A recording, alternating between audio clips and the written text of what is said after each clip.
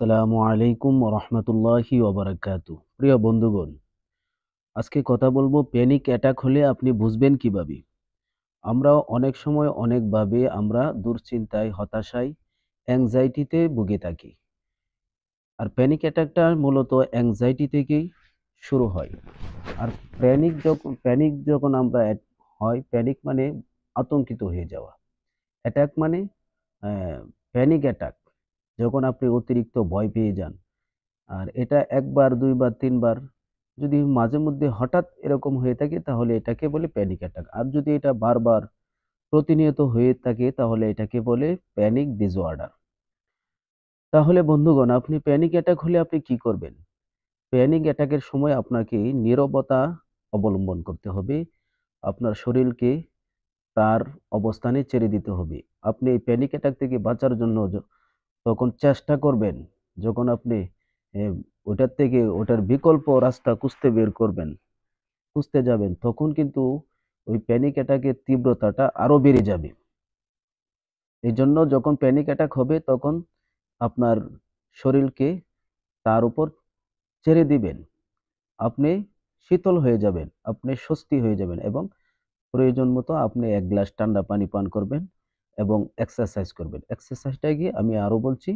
আপনি এ মুখ দিয়ে নিঃশ্বাস নিবেন এবং নাক দিয়ে নিঃশ্বাস ছাড়বেন।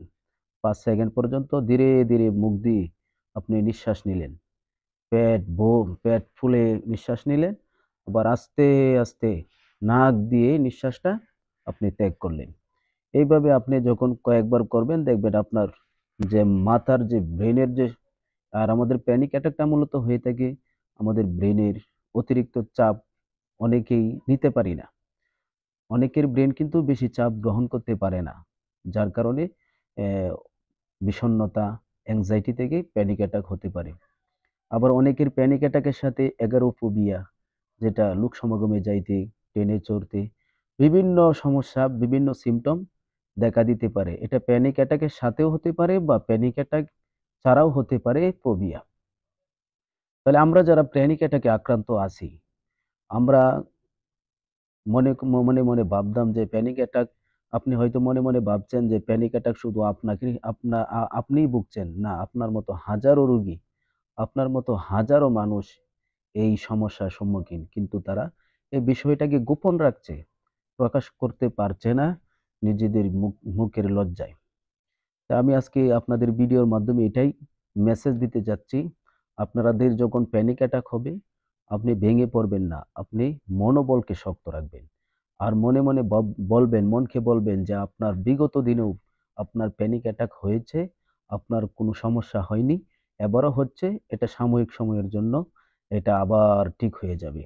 এইভাবে যখন মনকে আপনি সান্ত্বনা দিতে থাকবেন, দেখবেন আপনার এই ব্রেইন তখন এই পজিটিভ দিবে। আর যখন পজিটিভ দিবে তখন আপনার দেহটা, আপনার শরীরটা শীতল হয়ে আসবে।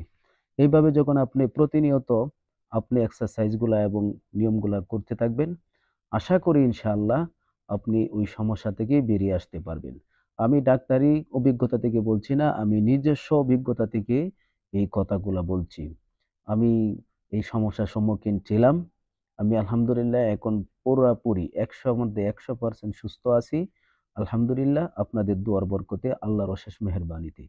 আরেকটা জিনিস, আপনি যদি মুসলমান হয়ে থাকেন, যে ধর্মেরই হয়ে থাকেন, আপনার ধর্মের যেই এই বিধিবিধানগুলা আছে, আল্লাহর হুকুমগুলা আছে, মালিকের হুকুমগুলো আছে, সেই হুকুমগুলি আপনি পূর্ণাঙ্গ পালন করবেন। দেখবেন আপনার মনের মধ্যে শান্তি আসবে, মানসিক শান্তি আসবে, শারীরিক শান্তি আসবে। আপনার অ্যাংজাইটি দূর হয়ে যাবে। আর অ্যাংজাইটি যখন দূর হয়ে যাবে, তখন আপনি প্যানিক অ্যাটাক থেকেও সহজে মুক্তি পেয়ে যাবেন। এজন্য আমরা অনেকেই আবার প্যানিক অ্যাটাকের জন্য বিভিন্ন মেডিসিন ব্যবহার করে থাকি। হ্যাঁ, মেডিসিনেরও প্রয়োজন আছে। মেডিসিনও আমাদের জন্য একটা সাপোর্ট। পাশাপাশি কাউন্সেলিং, হ্যাঁ, সাইকোথেরাপি এগুলাও প্রয়োজন আছে। সবগুলা মিলিয়েই আমাদেরকে এই সমস্যা থেকে বেরিয়ে আসতে হবে। প্রিয় বন্ধুগণ, যারা ভিডিওটি দেখছেন, যেইখান থেকে দেখছেন, আপনারা অ্যা যদি আপনারা যে সমস্যায় আছেন, আমার এই নাম্বারে যোগাযোগ করবেন এবং আমার সাথে কথা বলবেন ইনশাআল্লাহ। সকলেই ভালো থাকেন। আসসালামু আলাইকুম।